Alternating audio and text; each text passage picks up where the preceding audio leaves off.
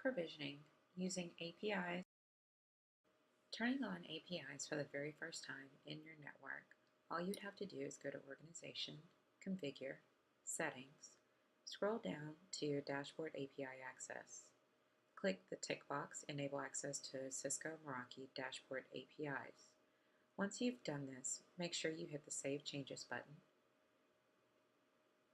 Then you'll be presented with a banner that says your settings have been changed. Now to generate your API key, go into your profile, click on My Profile,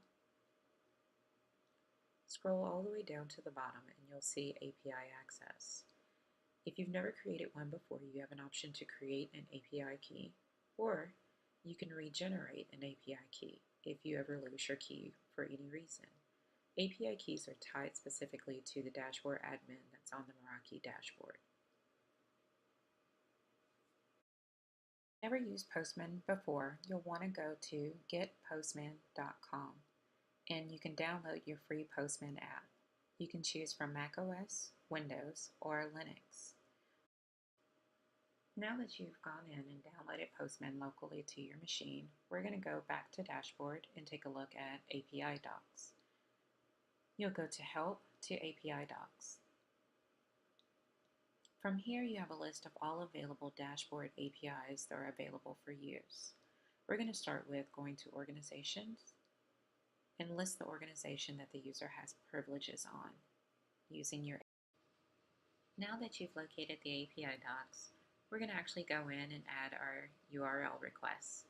The URL request we'll start with is https://api/v0/organizations. Under Authorization, you'll notice that the type is No Authorization. Change over to Headings. You'll want to use the key x-Cisco Meraki API key, and then input your API key that you generated under your profile on Dashboard. The content type will be application JSON. You notice that there's no body available. There's no pre-request script or test needed. At this point in time, you have everything you need to run your first call to get your organization ID. So now we'll hit the send button to get a response. As you can see below, our ID has been given for our organization, 513494, and our organization name. Now you'll return back to your API docs on Dashboard. We're going to go to Config Templates. Here we'll need to get a list of the configuration templates for this organization. This is your HTTP request that's needed. It is a GET request. We'll be leveraging the organization ID that we received from the call from earlier. Your sample output, once completing this call, will look something like this. You'll get a specific ID for that configuration template. In the documentation, we mentioned talking about a shard number. This can be found in your dashboard URL. In this instance, N as in Nancy 118 is our shard number. Let's head back to Postman to run our config template API. Enter the shard number, the organization ID, into the HTTP GET request. Under Authorization, you notice type is still No Auth. The headers are the same with our API key, which is also tied to your profile, content type, application/JSON, no body, no prereq script, or test needed. Now you're ready to hit the send button to get a response.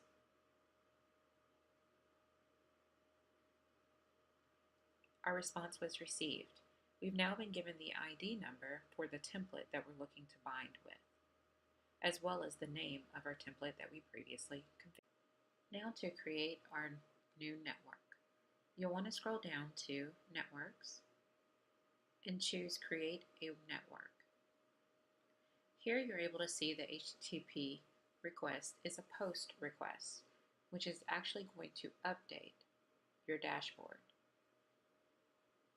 You'll need to keep a copy of your organization ID that we're going to create this post request to. Listed below are parameters that are necessary to create a network.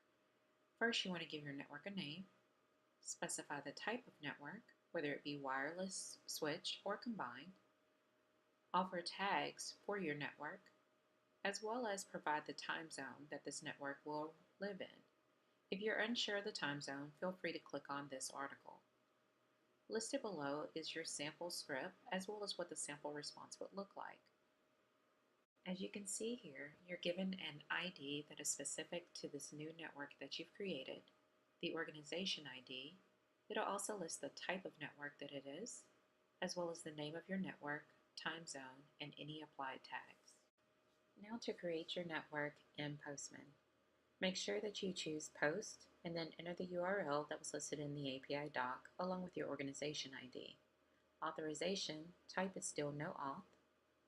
Go to Headers, and you'll see you're still using your x-cisco-meraki-api-key as well as your API key. Content type is still application JSON. Now we're actually going to input data into the body field. Click on Raw, and then choose JSON as your application type. Here you'll go in and enter the parameters that we spoke about earlier on the API documents.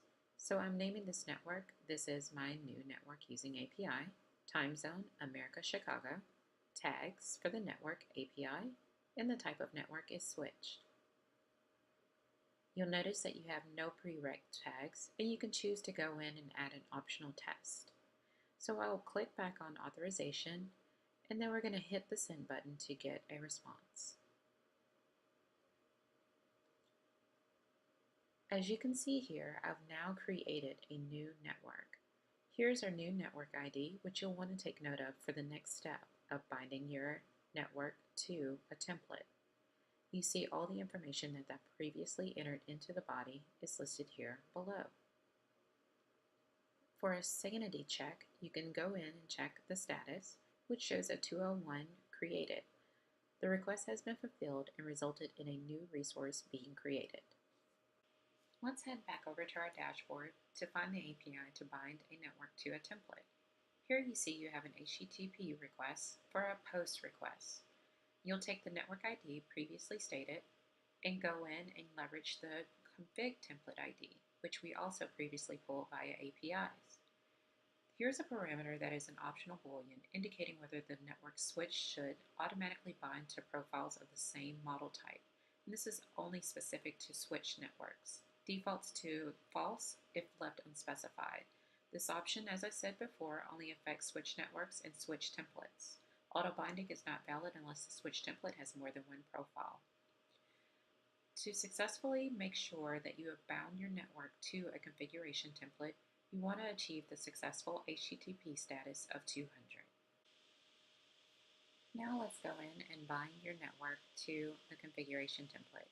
Make sure that you enter your shard number, as well as the new network that we created, its network ID.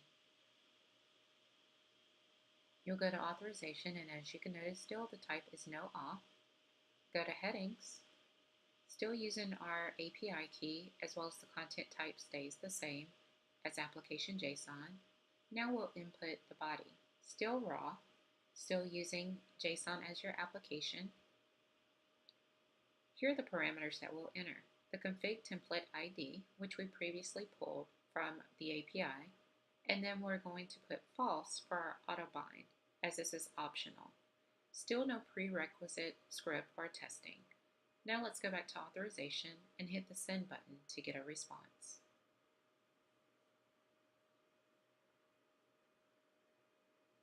You'll notice that there's no output listed below, but instead a status code of 200 OK.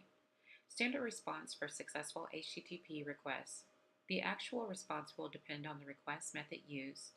In a GET request, the response will contain an entity corresponding to the requested resource. In a POST request, the response will contain an entity describing or containing the results of the action. One thing to note when working with APIs, everything is case sensitive and dashes and slashes matter. Let's head back over to our Meraki dashboard. Go to Organization, Monitor, then Overview, and now you'll be presented with a list of all of your networks in your organization. If you scroll all the way down, at the very end, you'll see our newly created network. This is my new network using APIs. You'll want to click on it. This will now take you into the Switch Overview page. At the top, you see a banner that states that this network is bound to the configuration template medium store. This was the template ID that we pulled back via APIs. We hope this video has been helpful for you, and thank you for choosing Cisco Meraki.